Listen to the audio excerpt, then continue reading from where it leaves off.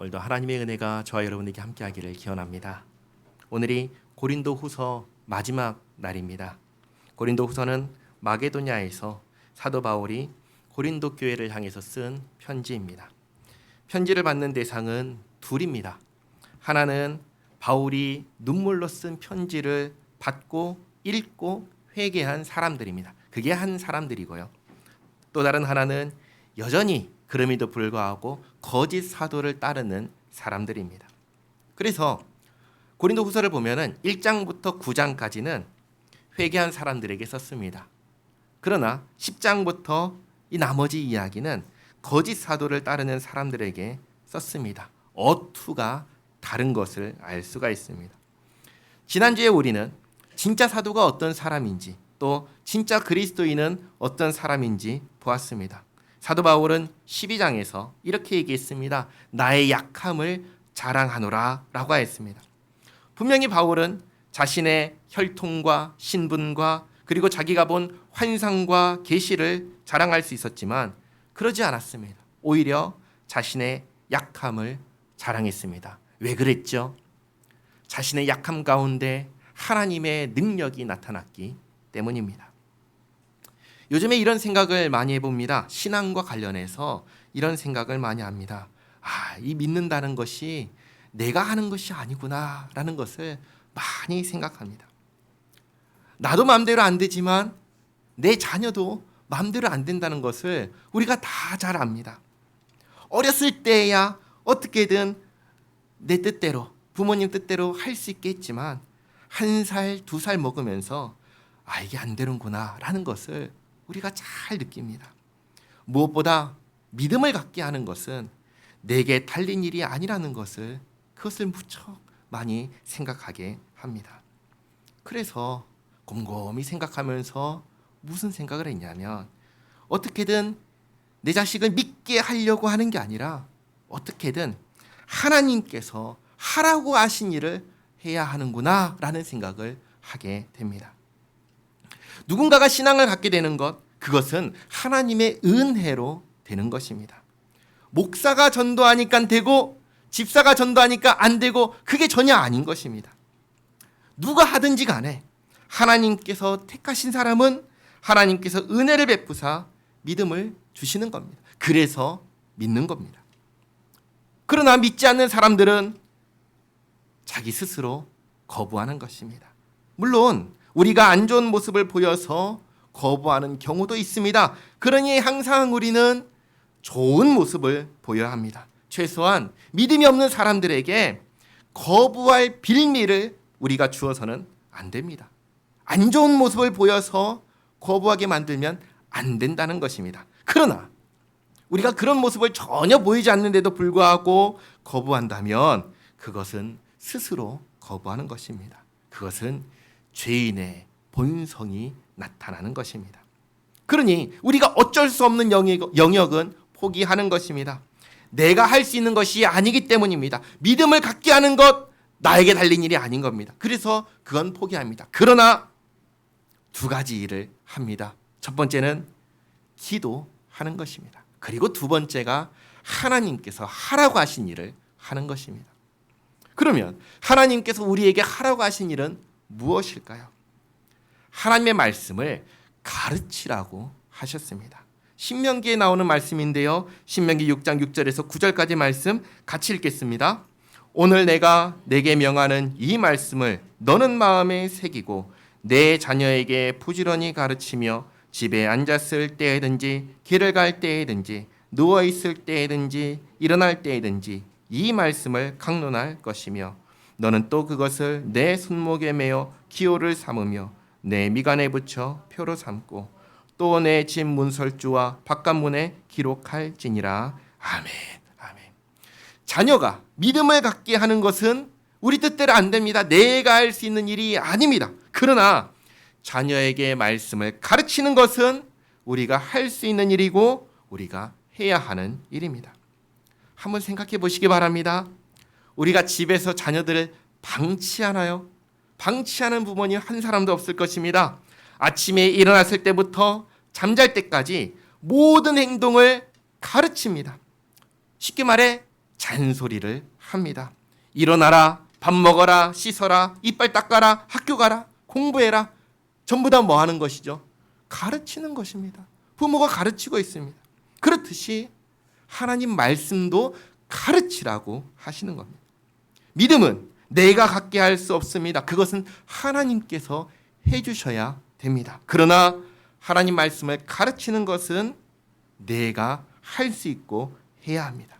하나님께서는 우리에게 우리가 할 수 있는 일을 하라고 명령하셨습니다. 그러니 우리가 할 수 있는 일은 우리가 해야 하는 것입니다.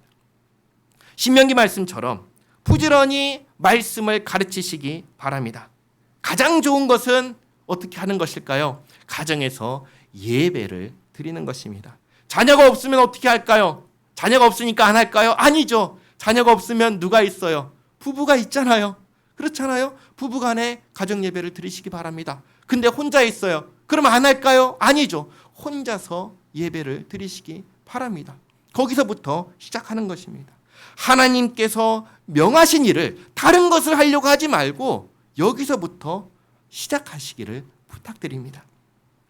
바울은 자신이 뭐든지 다 할 수 있을 거라고 생각할 때, 강할 때, 그때 하나님의 능력이 나타난다 하지 않았습니다.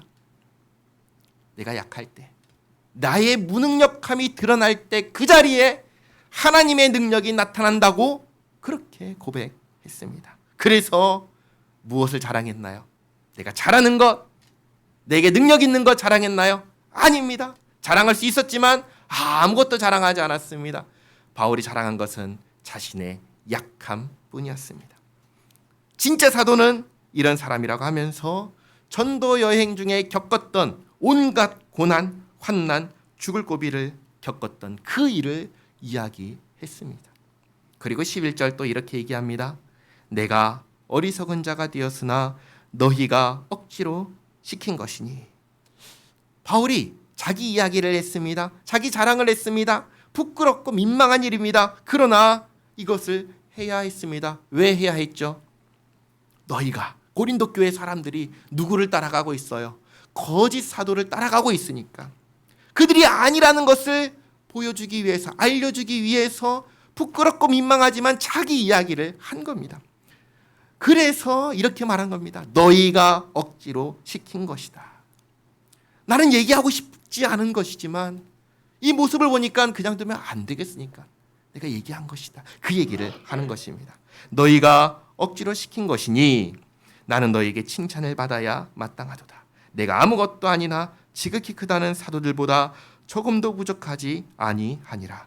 사도의 표가 된 것은 내가 너희 가운데서 모든 참음과 표적과 기사와 능력을 행한 것이라.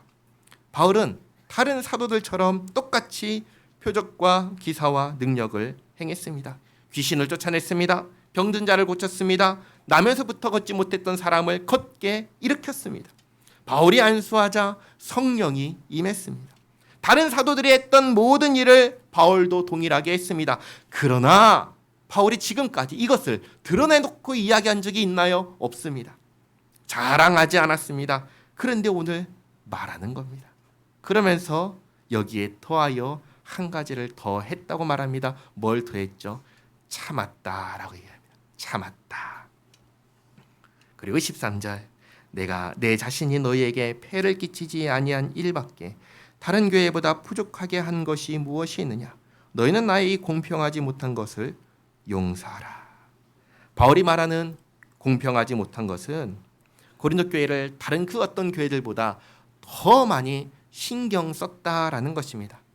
다른 교회들처럼 고린도 교회도 똑같이 돼야 했는데 그러지 않고 내가 더 많이 신경을 썼다라고 말을 하는 겁니다. 한 가지만 예를 들면 다른 지역 교회를 섬길 때 바울이 자기 일을 하면서 섬겼습니다. 그러면서도 교회가 사례를 주면 받았습니다. 후원을 하면 받았습니다. 하지만 고린도 교회에서는 아무것도 받지 않았습니다. 이렇게 내가 다르게 불공평하게 됐다라고 하는 것입니다. 자, 그러면 바울의 이 불공평함을 놓고 뭐라고 할 수 있나요? 뭐라고 해도 되나요? 안 되는 것이죠. 오히려 고린도 교회가 어떻게 생각해야 될까요? 우리를 이렇게 신경 써준 거에 대해서 고마워해야 하지 않을까요? 그리고 우리가 마땅히 해야 할 바를 하지 않았다는 사실에는 부끄러워해야 하지 않을까요?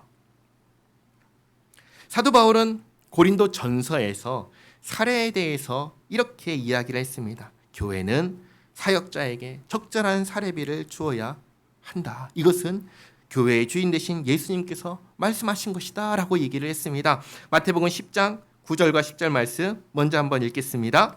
너희 전대에 금이나 은이나 동을 가지지 말고 여행을 위하여 배낭이나 두벌옷이나 신이나 지팡이를 가지지 말라. 이는 일꾼이 자기의 먹을 것 받는 것이 마땅함이라. 아멘. 그리고 바울이 주께서 이 말씀을 가지고 이렇게 말씀하셨다고 이야기합니다. 고린도전서 9장 13절 14절 말씀 같이 읽겠습니다. 성전의 일을 하는 이들은 성전에서 나는 것을 먹으며 제단에서 섬기는 이들은 제단과 함께 나누는 것을 너희가 알지 못하느냐. 이와 같이 주께서도 복음 전하는 자들이 복음으로 말미암아 살리라 명하셨느니라. 아멘. 아멘. 그러니까 교회가 마땅히 해야 할 것을 하지 않는 거에 대해서는 부끄럽게 생각해야 합니다. 그리고 할 수 있는 대로 최선을 다해 하려고 해야 합니다. 그리고 그러면서 그만큼 교회를 위하고 생각하고 배려해 준 것에 대해서는 고맙게 생각해야 됩니다. 이게 정상인 것입니다.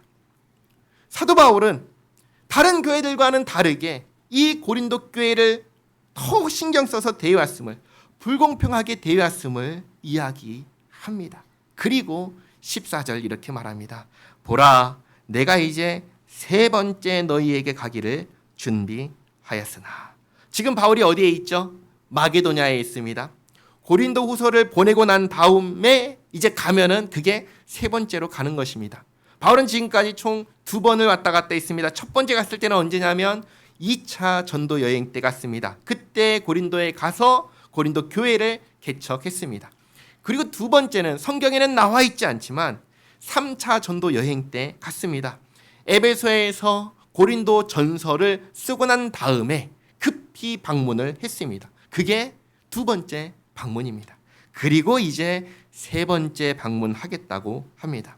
마게도냐에서 고린도 후서를 써서 보낸 후에 세 번째로 너희에게 가기를 준비하였으나 너희에게 폐를 끼치지 아니하리라. 내가 구하는 것은 너희의 재물이 아니요 오직 너희니라. 어린아이가 부모를 위하여 재물을 저축하는 것이 아니요 부모가 어린아이를 위하여 하느니라. 계속해서 바울이 무슨 얘기를 하죠? 돈 이야기를 합니다. 그렇죠? 왜냐하면 거짓 사도를 따르는 사람들이 사도 바울을 돈과 관련해서 문제 있는 사람이라고 계속해서 얘기를 했기 때문입니다. 바울이 세 번째로 가겠다라고 말하면서 폐를 끼치지 않겠다라고 말합니다. 그리고 내가 바라는 것이 뭐라고 하죠? 돈이 아니라고 얘기합니다. 바울이 바라는 게 뭐라고 하죠? 너희라고 얘기를 합니다. 잘 보시기 바랍니다. 오늘까지 3주 동안 거짓 사도를 따르는 자들에게 바울이 무엇을 얘기했나요? 참된 사도, 참된 그리스도인이 어떤 사람인지 이야기를 했습니다. 지난주에 마지막으로 얘기했던 것은 자신의 약함을 자랑한다고 얘기했습니다. 그러나 그 전에 참된 사도, 참된 그리스도인은 어떤 사람이라고 이야기를 했습니까? 첫 번째로는 하나님의 열심으로 하는 사람이라고 했습니다. 하나님의 열심을 가진 사람이라고 했습니다. 그리고 두 번째는 하나님의 영광을 위하는 사람이라고 했습니다. 그리고 세 번째는 교회를 위하는 사람이라고 했습니다. 그리고 마지막으로는 이 모든 것을 무엇으로 한다고 했죠? 사랑으로 하는 사람이라고 했습니다. 하나님의 열심을 가지고 하나님의 영광을 위하고 교회를 위하고 이 모든 것을 사랑으로 하는 사람, 그 사람이 진짜 사도요, 진짜 그리스도인이라고 얘기를 했습니다. 그러니 바울은 어떤 사람입니까? 바울은 정말로 교회를 사랑하는 사람입니다. 바울이 바라는 것은 재물이 아닙니다. 돈이 아닙니다. 바울이 바라는 것은 교회입니다. 교회가 정말로 교회답게 세워지는 것입니다. 그러면 여기서 한번 생각해 보시기 바랍니다. 교회는 무엇입니까? 교회는 무엇입니까? 교회는 예수 믿는 사람들의 모임이 교회입니다. 두세 사람이 예수님의 이름으로 모인 곳이 바로 교회입니다. 그러면 그 교회가 교회답다는 것은 어떻다는 걸까요? 예수님의 이름으로 모인 사람들이 교회답다는 것입니다. 다르게 말하면 우리 각 사람이 내가, 다른 사람, 네가 아니라 내가 교회답다는 것입니다. 그러면 우리가, 나 자신이 교회답다는 것은 어떤 것일까요? 교회의 머리가 누구죠? 예수님이십니다. 그렇죠? 교회가 교회답다는 것은 머리 대신 예수님께 정말로 순종할 때 교회다운 것입니다. 에베소서 말씀을 같이 읽겠습니다. 에베소서 5장 17절과 18절 말씀입니다. 그러므로 어리석은 자가 되지 말고 오직 주의 뜻이 무엇인가 이해하라. 술 취하지 말라. 이는 방탕한 것이니 오직 성령으로 충만함을 받으라. 아멘. 에베소서에서 바울은 성령으로 충만함을 받으라고 했습니다. 자, 질문드립니다. 성령으로 충만함을 어떻게 받지요? 어떻게 하면 성령으로 충만해질 수 있을까요? 이걸 다르게 한번 생각해 보겠습니다. 성령 충만한 사람은 무엇을 하는 사람일까요? 성령 충만한 사람은 뭐 할까요? 성령 충만한 사람은 하나님 말씀에 순종합니다. 그렇죠? 성령 충만한 사람인데 하나님 말씀을 거스르고 살까요? 그럴 수가 없는 것이죠. 그러니까 성령 충만한 사람의 나타나는 모습은 뭐냐면 하나님 말씀에 순종하는 것입니다. 자, 그러면 하나님 말씀에 순종하려면 우리가 무엇을 알아야 할까요? 하나님 말씀을 알아야겠죠. 그렇죠? 하나님 말씀을 알려면 그러면 무엇을 해야 될까요? 성경을 읽어야겠죠. 그렇죠? 성경을 읽는 것, 하나님의 뜻을 아는 것입니다. 그 다음에 하나님의 말씀을 알고 하나님의 뜻을 안 다음에 그것을 실천하려면 무엇이 필요할까요? 할 수 있는 능력이 있어야겠죠. 그러면 무엇을 할까요? 기도하겠죠. 그렇죠? 성령 충만한 사람은 두 가지를 하는 겁니다. 말씀을 읽고 기도하는 것입니다. 성령 충만한 사람은 하나님께 순종하는 사람이고, 순종하기 위해서는 말씀을 알아야 되고, 말씀대로 살기 위해서는 기도해야 되니까 성령 충만을 받기 위해서는 뭘 해야 되냐면 말씀을 읽고 기도를 해야 하는 것입니다. 교회는 그러면 뭐 하는 곳입니까? 예수님의 이름으로 두세 사람이 모여서 말씀을 배우고 말씀대로 살기 위해서 기도하는 곳이 교회인 것입니다. 그러니 이 설교 시간은 뭐 하는 시간인가요? 말씀을 배우는 시간입니다. 이 말씀을 배우고 일주일 동안 말씀대로 살아가는 것입니다. 그게 쉽나요? 어렵지요? 그래서 기도하는 것입니다. 하나님 뜻대로 오늘도 이 순간만이라도 하나님 뜻대로 살게 해 주시옵소서. 기도하는 것입니다. 그리고 또 이렇게 얘기합니다. 에베소서 5장 19절에서 21절까지 말씀 같이 읽겠습니다. 시와 찬송과 신령한 노래들로 서로 화답하며 너희의 마음으로 주께 노래하며 찬송하며 범사의 우리 주 예수 그리스도의 이름으로 항상 아버지 하나님께 감사하며 그리스도를 경외함으로 피차 복종하라. 아멘. 자, 19절과 20절의 말씀은 뭘 하는 거죠?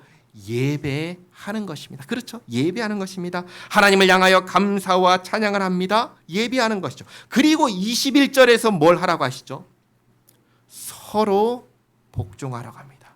서로가 누구입니까? 예수님의 이름으로 모인 우리들입니다.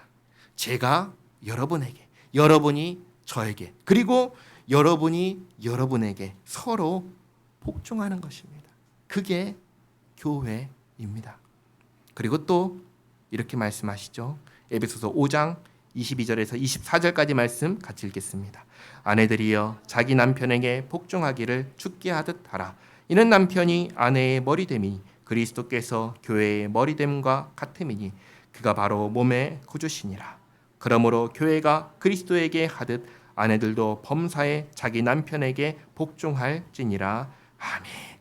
아내들에게 무엇을 하라고 하지요? 복종하라고 합니다. 누구에게 복종하라고 합니까? 남편에게 복종하라고 합니다. 그리고 24절 말씀을 잘 보시기 바랍니다.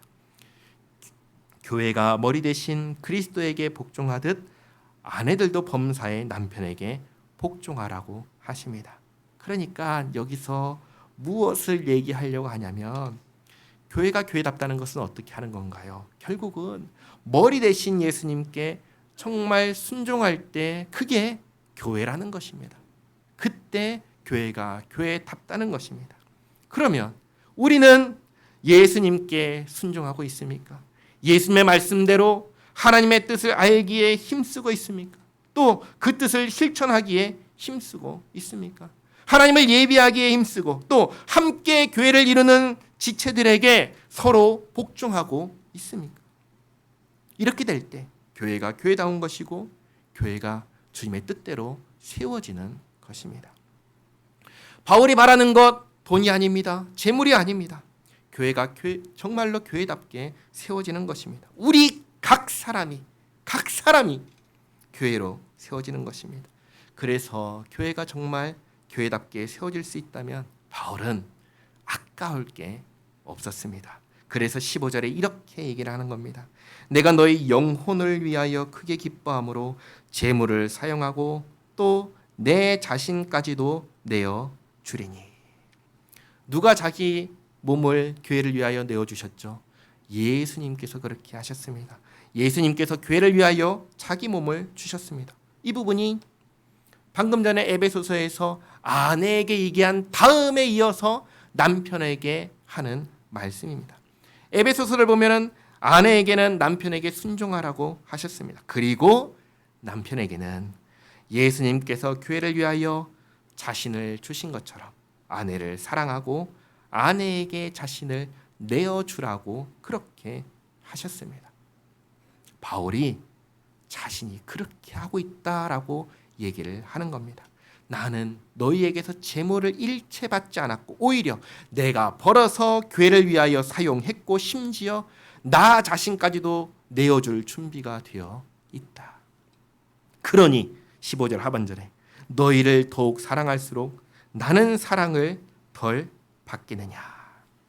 남편은 아내를 자기를 내주는 사랑을 합니다. 그러면 아내는 남편에게 어떤 사랑을 하나요? 복종하는 사랑을 하는 겁니다. 머리 대신 예수님은 교회를 자기를 내주는 사랑을 하셨습니다. 그러면 교회는 머리 대신 예수님께 복종하는 사랑을 하는 것입니다. 바울은 예수님처럼 자기 자신을 내주는 사랑을 고린도 교회에 했습니다. 그렇다면 고린도 교회는 바울에게 어떻게 해야 합니까? 피차 어떻게 하라고 했죠? 피차 복종하라고 했습니다. 다시 말해 이런 겁니다. 내가 너희를 사랑했으니 너희도 나를 사랑해야 하지 않겠느냐? 그 얘기를 하는 겁니다. 그리고 16절 이렇게 얘기합니다. 하여간 어떤 예 말이 내가 너희에게 짐을 지우지는 아니하였을지라도 교활한 자가 되어 너희를 속임수로 취하였다 하니. 이게 누가 하는 말이에요? 고린도 교회 안에 있는 거짓 사도들이 하는 말인 것입니다. 바울이 속였다. 바울이 속여서 취했다 라고 하니 17절 내가 너희에게 보낸 자 중에 누구로 너희의 이득을 취하였더냐? 내가 디도를 권하고 함께한 형제를 보내었으니 디도가 너희의 이득을 취하더냐? 우리가 동일한 성령으로 행하지 아니하더냐? 동일한 보조로 하지 아니하더냐? 디도가 고린도 후서를 가지고 고린도 교회를 향해서 갑니다. 디도만 가는 것이 아니라 한 형제를 함께 보냈습니다. 마게도냐의 교회에 알려진 신뢰할 수 있는 형제들을 같이 보냈습니다. 그럼 이 사람들이 가가지고 디도와 함께 간 형제들이 가서 거짓 사도들이 말한 것처럼 이득을 취한 적이 있더냐? 오히려 하나님 말씀대로 행하지 아니하더냐? 그 얘기를 하는 겁니다. 그러므로 19절 너희는 이때까지 우리가 자기 변명을 하는 줄로 생각하는구나. 우리는 그리스도 안에서 하나님 앞에 말하노라. 사랑하는 자들아 이 모든 것은 너희의 덕을 세우기 위함이니라.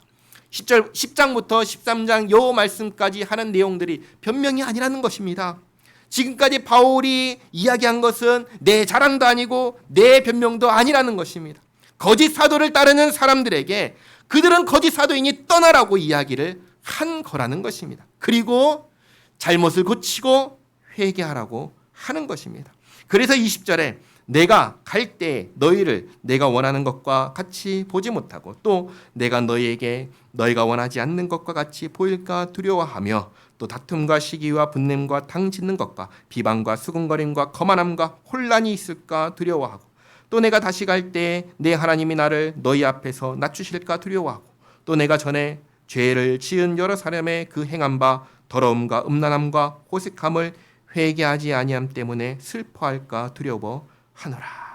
이게 무슨 말이냐면 바울이 이 편지를 보내면서 기대하는 것이 있고 두려워하는 것이 있다라고 얘기를 하는 것입니다. 기대하는 것은 뭐냐면 거짓 사도들에게서 이제 편지를 받고 읽고 떠나는 것입니다.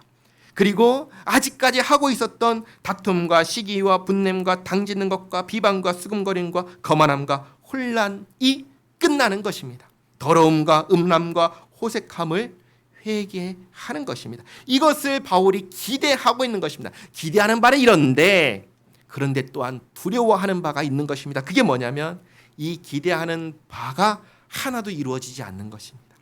여전히 똑같은 모습으로 거짓 사도를 따르며 회개하지 않고 있는 그 모습을 보이지 않을까? 그것을 두려워한다라고 얘기하는 것입니다. 그래서 13장 1절에 이렇게 얘기합니다. 내가 이제 세 번째 너에게 가리니 두세 증인의 입으로 말마다 확정하리라. 내가 이미 말하였거니와 지금 떠나 있으나 두 번째 대면하였을 때와 같이. 그때가 언제죠? 고린도 전서를 보내고 잠깐 급히 갔던 그때입니다. 그때가 두 번째 대면했을 때인데 그때 어떻게 대했었냐면 아주 엄하게 책망했었습니다. 그리고 돌아와서 다시 가는 대신에 눈물로 쓴 편지를 디도편으로 보냈었습니다. 그리고 지금 고린도 후서를 써서 보내면서 이렇게 당부를 하는 것입니다. 2절 하반절에 전에 죄 지은 자들과 그 남은 모든 사람에게 미리 말하노니 내가 다시 가면 용서하지 아니하리라. 여전히 이 고린도 후서를 보낸 다음에 이제 갈 건데 그때 갔을 때도 여전히 이 모습 그대로라면, 여전히 회개하지 않으면, 여전히 죄 가운데 머물러 있으면 용서하지 않겠다라고 하는 것입니다.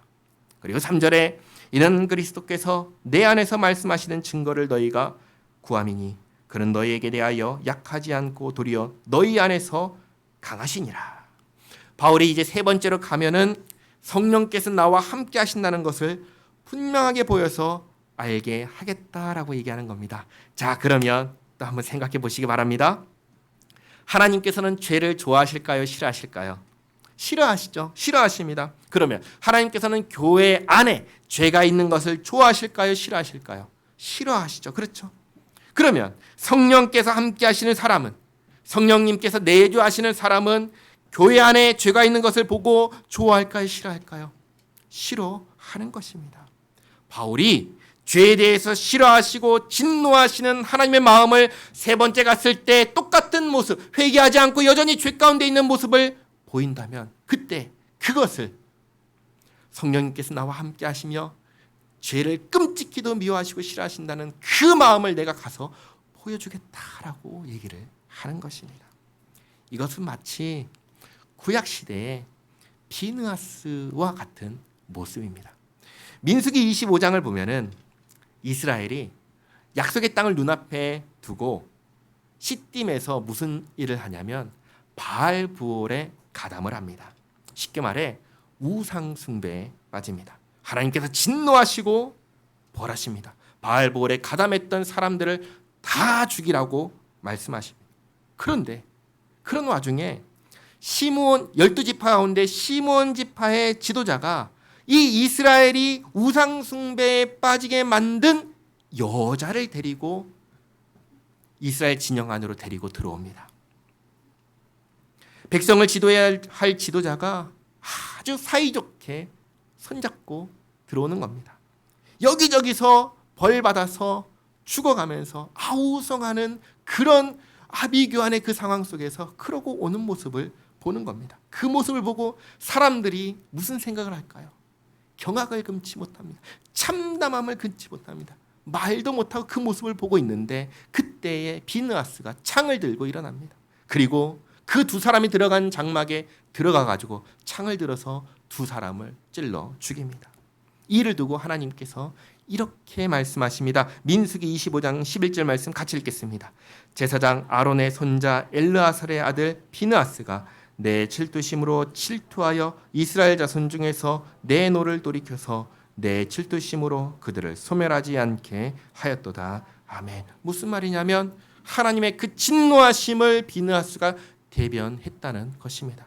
이와 같이 바울이 고린도 교회에 세 번째로 갔을 때 죄에 대하여 여전히 그대로 있으면 비느하스와 같은 질투심으로 죄에 대하여 싫어하시고 진노하시는 그 영이 나와 함께하고 있음을 보여주겠다라고 얘기를 한 것입니다. 4절에 그리스도께서 약하심으로 십자가에 못 박히셨으나 하나님의 능력으로 살아계시니 우리도 그 안에서 약하나 너에게 대하여 하나님의 능력으로 그와 함께 살리라. 너희는 믿음 안에 있는가 너희 자신을 시험하고 너희 자신을 확증하라. 예수 그리스도께서 너희 안에 계신 줄을 너희가 스스로 알지 못하느냐? 그렇지 않으면 너희는 버림받은 자니라. 아멘. 우리 안에 믿음이 있음을 어떻게 시험하고 확증할까요? 첫째는 예수님을 나를 구원하신 주님으로 모시는 것입니다. 예수님께서 정말로 나를 구원하신 주님이십니까? 나는 예수 믿는 사람입니까? 그리고 두 번째는 예수님께서 나의 주님이시니 주님 말씀에 복종하는 것입니다. 주님께서 나와 함께 하십니다. 그러면 내가 죄 가운데 머물러 있을 수 있을까요? 그럴 수 없는 것이죠. 죄에 대해서 주님과 같은 마음을 품게 되는 것입니다. 비느하스와 같은 마음을 품게 되는 것입니다. 죄에 대해서 죄를 싫어하고 범한 죄에 대해서는 회개하는 마음을 갖게 됩니다. 그리고 어떤 마음을 갖죠? 주님 말씀에 순종하고자 하는 마음을 갖게 됩니다. 이 마음이 우리에게 있습니까? 죄를 싫어하는 마음이 있습니까? 죄에 대해서는 회개하는 마음이 있습니까? 또 하나님 말씀에 순종하고자 하는 마음이 우리에게 있습니까? 이 마음이 없다면 이 마음을 주시기를 기도하시기 바랍니다. 믿음을 주셔서 예수님을 참으로 나의 주로 모실 수 있게 해주시고 죄로부터 건져주시고 죄를 정말 미워하는 싫어하는 마음을 주시고 지은 죄에 대해서는 회개하는 마음을 주시고 정말로 주님 말씀에 순종하는 마음을 달라고 그렇게 기도하시기를 바랍니다. 6절에 우리가 버림받은 자 되지 아니한 것을 너희가 알기를 내가 바라고 우리가 하나님께서 너희로 악을 조금도 행하지 않게 하시기를 구하노니 이는 우리가 옳은 자임을 나타내고자 함이 아니라 오직 우리는 버림받은 자 같을지라도 너희는 선을 행하게 하고자 함이라. 교회인 우리에게는 악이 있어서는 안 됩니다. 교회인 우리는 항상 무엇을 해야 되죠? 선을 행해야 하는 것입니다. 8절에 우리는 진리를 거슬러 아무것도 할 수 없고 오직 진리를 위할 뿐이니 우리가 약할 때에 너희가 강한 것을 기뻐하고 또 이것을 위하여 구하니 곧 너희가 온전하게 되는 것이라. 너희가 온전하게 되는 건 뭐죠? 온전한 교회가 되는 것입니다. 10절 그러므로 내가 떠나 있을 때 이렇게 쓰는 것은 대면할 때 주께서 너희를 넘어뜨리려 하지 않고 세우려 하여 내게 주신 그 고난을 따라 엄하지 않게 하려 함이라. 이 편지로 이렇게 말하는 것은 갔을 때 엄하게 대하려고 하지 않는 것입니다. 편지를 읽고 깨닫고 회개하여 온전한 교회로 회복되고 세워지기를 바라서 이 편지를 쓰고 있다는 것이죠. 11절 마지막으로 말하노니 형제들아 기뻐하라 온전하게 되며 위로를 받으며 마음을 같이하며 평안할지어다. 또 사랑과 평강의 하나님이 너희와 함께 계시리라. 거룩하게 입맞춤으로 서로 문안하라. 모든 성도가 너에게 문안하느니라. 모든 성도는 누굴까요? 바울이 지금 어디에서 편지를 쓰고 있죠? 마게도냐에서 편지 쓰고 있잖아요. 마게도냐에 있는 여러 교회가 지금 바울과 함께 고린도 교회를 생각하며 문안하고 있다라는 얘기를 한 것입니다. 그리고 13절 주 예수 그리스도의 은혜와 하나님의 사랑과 성령의 교통하심이 너희 무리와 함께 있을지어다. 아멘. 바울이 고린도 후서에 쓴 이 마지막 문구를 우리가 축도 문구로 사용합니다. 자, 이렇게 사도 바울이 고린도 교회에 보내는 편지를 읽었습니다. 총 정리를 한번 해보겠습니다. 바울은 고린도 교회에 편지를 보낼 때 두 부류의 사람들을 염두하고 편지를 썼습니다. 하나는 눈물로 쓴 편지를 읽고 회개한 사람들입니다. 다른 하나는 거짓 사도를 여전히 따르는 사람들입니다. 그래서 이 편지를 쓸 때 가장 먼저는 뭘 얘기했냐면 곧 가겠다라고 해놓고 가지 않고 눈물로 쓴 편지를 보낸 거에 대한 변명을 처음에 먼저 했습니다. 그리고 걱정을 많이 했는데 디도를 통해서 편지를 읽고 받아들인 사람들이 있다는 소식을 듣고 하나님께 감사하며 정말 위로가 되었다라는 이야기를 했습니다. 그리고 이들은 회개한 사람들에게 뭘 하라고 했죠? 연보하라고 했습니다. 그렇죠? 그리고 여전히 거짓 사도를 따르는 사람들에게 진짜 사도는 어떤 사람인지, 진짜 그리스도인은 어떤 사람인지 이야기했습니다. 조목조목 그들이 하는 말을 반박하면서 얘기했습니다. 바울도 혈통, 신분, 환상과 계시라는 측면에서 전혀 부족할 것이 없는 사람이란 것을 보여주면서도 한편으로는 그게 진짜 사도의 증거가 아니라고 하면서 진짜 사도는 하나님의 열심으로 사역하는 사람이고 하나님의 영광을 위해 사는 사람이고 교회를 위하는 사람이고 이 모든 것을 사랑으로 하는 사람이라고 했습니다. 그리고 그 다음에 돈 문제에 있어서 오히려 바울은 고린도 교회에 전혀 폐를 끼치지 않으려고 다른 교회에서는 후원을 받으면서도 고린도 교회에서는 한 푼도 받지 않았다는 것을 얘기했습니다. 그리고 고린도 교회를 사랑함이 다른 여타의 교회와 비교했을 때 불공평하다 싶을 정도로 고린도 교회를 사랑했다라고 하였습니다. 그 사랑하는 마음으로 이제 고린도 후서를 써서 보냈으니까 그 다음 세 번째로 방문할 것인데 그때에는 두 번째 갔을 때 있었던 문제들, 그리고 눈물로 쓴 편지를 받고도 회개하지 않은 문제들, 거짓 사도를 따르는 문제들, 교회를 더럽히는 문제들이 여전히 있다면 그때는 비느하스와 같은 마음으로 이 죄의 문제에 대해서 엄하게 책망하겠다라고 얘기를 했습니다. 자, 이렇게 고린도 후서를 마무리하면서 우리도 한번 생각해 보시기를 바랍니다. 우리 안에 믿음이 있습니까?